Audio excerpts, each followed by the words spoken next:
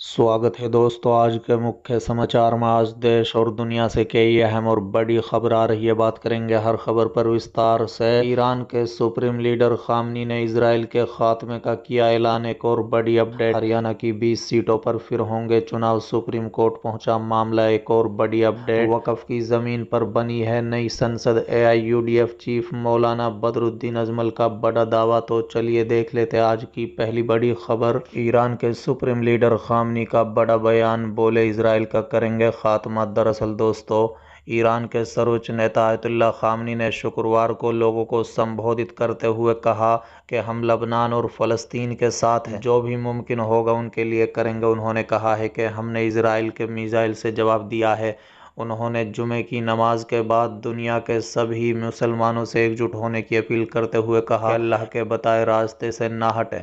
उन्होंने कहा है कि हम हिजबुल्लाह के साथ हैं, दुश्मनों के मंसूबे नाकाम होंगे। खामनी ने कहा है कि ईरानी राष्ट्र का दुश्मन इराकी राष्ट्र का दुश्मन है, लबनानी राष्ट्र का भी वही दुश्मन है, मिस्र राष्ट्र का भी वही दुश्मन है, हम सभी का दुश्मन एक है। बताया जाता है कि आयतुल्लाह केवल असाधारण परिस्थितियों में ही शुक्रवार की नमाज का नेतृत्व करते हैं।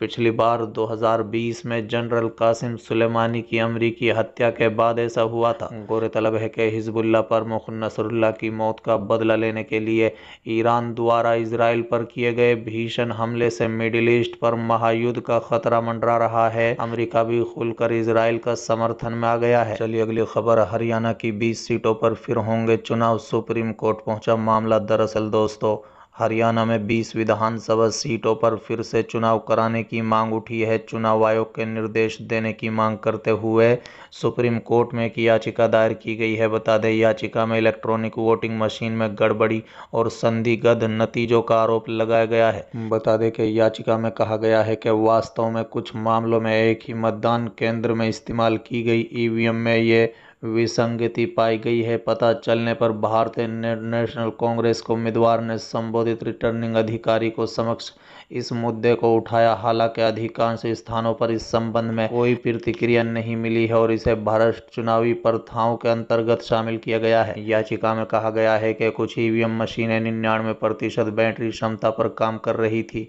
और कुछ 99% से कम, लेकिन 70% तक काम कर रही थी, जो परिणाम के दिन चार्जिंग पॉइंट से चुनाव में बचे प्रतिशत से बहुत अधिक है। याचिकाकर्ता ने भारत के चुनाव आयोग को फॉर्म 17C के साथ सभी 3 मतदान डेटा प्रकाशित करने और ईवीएम मशीन और चुनाव परिणाम पत्रों की घोषणा के संग्रहित करने का निर्देश देने की भी मांग की। याचिकाकर्ताओं ने कहा है कि उन्होंने ये जनहित याचिका भारतीय संविधान के अनुच्छेद 32 के तहत दायर की है, ताकि यह सुनिश्चित किया जा सके कि चुनावी अनियमितताओं के कारण लोकतांत्रिक प्रक्रिया बाधित न हो और स्वतंत्र और निष्पक्ष चुनाव तथा कानून का शासन सुनिश्चित हो। चलिए अगली खबर, वक्फ की जमीन पर बनी है नई संसद। एआईयूडीएफ चीफ मौलाना बदरुद्दीन अजमल का बड़ा दावा। दरअसल दोस्तों, all India United democratic front chief और असम के जमीयत उलमा प्रमुख मौलाना बदरुद्दीन अजमल ने बड़ा दावा किया है। उन्होंने कहा है कि भारत की नई संसद वक्फ की जमीन पर बनी है। इतना ही नहीं, उन्होंने नई संसद भवन के आसपास के इलाके वसंत विहार से लेकर एयरपोर्ट तक वक्फ की संपत्ति बना दी। साथ ही उन्होंने कहा है कि दुनिया भर में वक्फ संपत्तियों की सूची आ गई है और इसकी पुष्टि की जा सकती है। इसके साथ ही मौलाना बदरुद्दीन अजमल ने वक्फ बिल पर नाराजगी जाहिर की। उन्होंने कहा कि सभी धर्मनिरपेक्ष राजनीतिक दलों ने इस बिल की समीक्षा के लिए गठित संयुक्त संसदीय समिति यानी जेपीसी का बहिष्कार किया है। देश भर से 5 करोड़ लोगों ने जेपीसी के संदेश भेजकर बिल का विरोध करने की अपील की है। इससे पता चलता है कि वक्फ बिल को लेकर लोगों में कितनी नाराजगी है। बदरुद्दीन अजमल ने इस दौरान घोषणा की है कि असम में जमीयत उलमा हिंद वक्फ बोर्ड की जमीनों का सर्वेक्षण करेगी, जिसके बाद इस बिल को चुनौती दी जाएगी। उन्होंने दावा किया है कि संसद की इमारत वक्फ की जमीन पर बनी है, इसको लेकर कानूनी लड़ाई जारी रहेगी।